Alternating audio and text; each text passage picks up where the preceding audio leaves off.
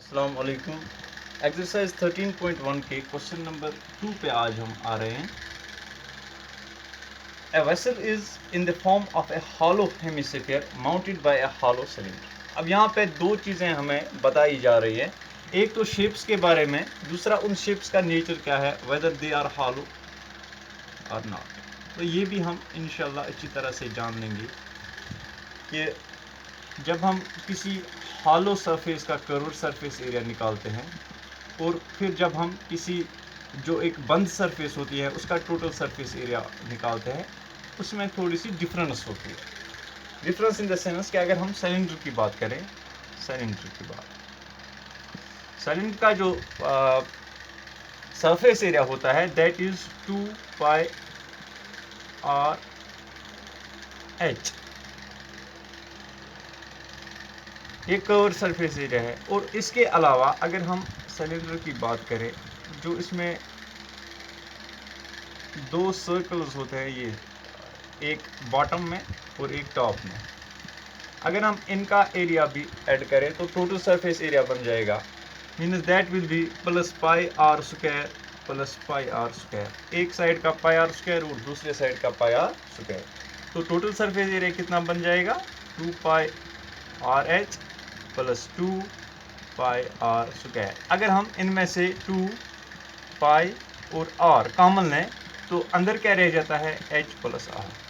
So this is the formula that we have got for calculating the surface area of a cylindrical shaped object.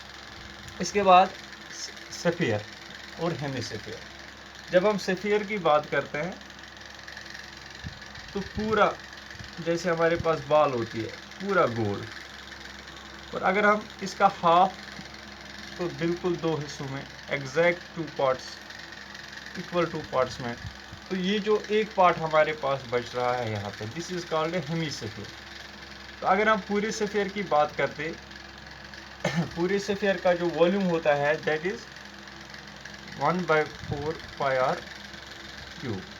इसका मतलब है कि hemisphere का होगा 1/2 pi R cube, इसका half. और अगर सरफेस एरिया की बात करेंगे तो जो सरफेस एरिया ऑफ स्फीयर होता है that is 4 pi R square. ये 9th क्लास में भी हम लोगों ने आपने अच्छी तरह से पढ़ लिया होगा। और हेमिस्फीयर का होगा this divided by 2 that is equal to 2 pi R square. इस तरह से हम फार्मूला निकालते हैं और यही फार्मूला अप्लाई करके हम कैलकुलेट करते हैं the surface area of the given.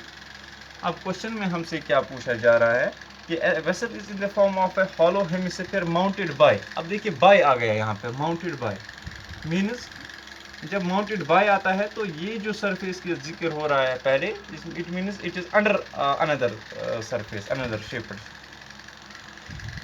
ये हॉलो हेमिस्फीयर है। अगर हम यहाँ पे एक हेमिस्फीयर लें,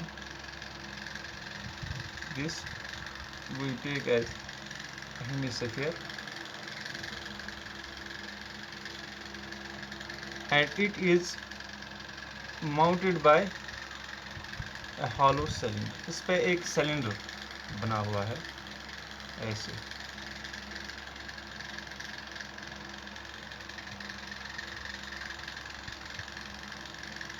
ये एक सिलेंडर है ऊपर और नीचे क्या है सिलेंडर के हेमिस्फीयर।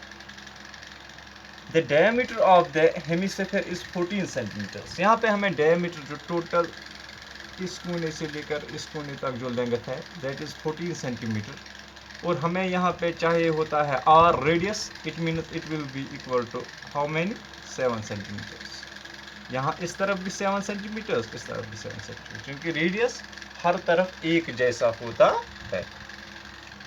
इसके अलावा क्या बताया जा रहा है, the diameter of the hemisphere is 14 centimetre and the total height of the vessel is 13 centimetre. जो total height of the vessel है ये यहाँ से लेकर बिल्कुल यहाँ तक, अगर मैं यहाँ की बात करूँ और यहाँ की बात करूँ तो यहाँ से यहाँ तक 13 सेंटीमीटर है। How many 13 centimetre. इसका मतलब है कि अगर ये वाला पोर्शन 14 सेंटीमीटर, ये 7 सेंटीमीटर है टोटल में, तो यहाँ से यहाँ तक कितना होगा, इट विल बी 6 सेंटीमीटर। क्यों, लेफ्ट हो गए ना 6, 13 टोटल में है, 7 तो यहाँ तक ही आ गए। इसका मतलब यहाँ से यहाँ तक कितने आ जाएगी 6। तो ये सिलेंडर जो है ये थोड़ा सा अगर मैं रिप्रेजेंट भी कर रहा हूँ तो इससे कम लगना चाहिए, ठीक है। It is 6 centimetres in height and 14 centimetres in diameter. Diameter दोनों का सेम है because they are mounted on each other, by and on each other. Find this inner surface area of the vessel. अब हमें inner surface area of the vessel ये ढूंढना है। तो total जो हम curved surface area of cylinder निकालेंगे, cylindrical part plus curved surface area of spherical part, hemispherical part, that will be the total inner surface area of the vessel. तो सबसे पहले हम लेंगे radius of cylindrical part, वो कितना है, that will be equal to this, the radius of the hemispherical part, means radius of this of both the surfaces is same. Radius of hemispherical part that is equal to, इसको हम लेते हैं, अगर diameter था 14 centimetres means radius कितना होगा 14/2, that is equal to 7. तो वो r के बराबर, that is equal to d/2, that is 14/2 means 7 centimetres. Okay, इसको आप दो हिस्सों में लिख सकते हैं। अब इसके अलावा height of cylindrical part, height of cylindrical part, that is equal to, let that be h, and that is equal to 13 minus 7 centimeters, that is 6 centimeters. Means now we are given, we have both h and r given, so we can easily calculate taking pi equal to 22/7. So unless not stated, we can take pi 22/7 in any circumstances.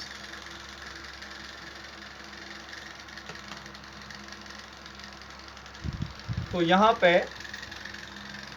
curved surface area of vessel, that will be equal to, इन दोनों को हम add करेंगे, surface area of cylindrical part plus surface area, curved surface area of hemispherical part, ठीक है। Surface area या curved surface of cylindrical part, that will be equal to 2 pi R H, ठीक है। और इसका कितना होगा, that will be equal to 2 pi R square. तो यहाँ पे भी अगर मैं 2 भी कॉमन लूँ, पाई भी कॉमन लूँ और आर भी कॉमन लूँ, तो अंदर क्या बच जाता है, एच प्लस आर, ठीक है। 2 को मैं ऐसे ही लेता हूँ as it is, into pi, that is 22/7 into R, radius that is 7, ठीक है ना, रेडियस हमें दिया गया है, दैट इज 7। और अंदर क्या बच रहा है, h plus R. h is the height of the vessel, height of the cylindrical part of the vessel, that is 6 centimeters, plus r is the radius of the surfaces, that is 7. तो इतने सारे square centimetres हमें मिलेगा surface area of the vessel, curved surface area of the vessel. तो अगर थोड़ा further हम calculate करेंगे, ये 7 और ये 7 हम कैंसिल कर सकते हैं क्योंकि ये डिवाइड में है और ये मल्टीप्लाई में है। 2 into 22, that is equal to 44। इसके बाद 6 plus 7, that is 13। इतने स्क्वायर सेंटीमीटर्स हमें मिलेगा curved surface area of the given vessel. अब 13 4s are 52, तो यहाँ पे 5 कैरी आ गए, 13 4s are again 52, 52 plus 5, that is equal to 57। तो that is the total curved surface area जो हमें निकालना था, curved surface area of vessel, that is equal to 572 square centimetre.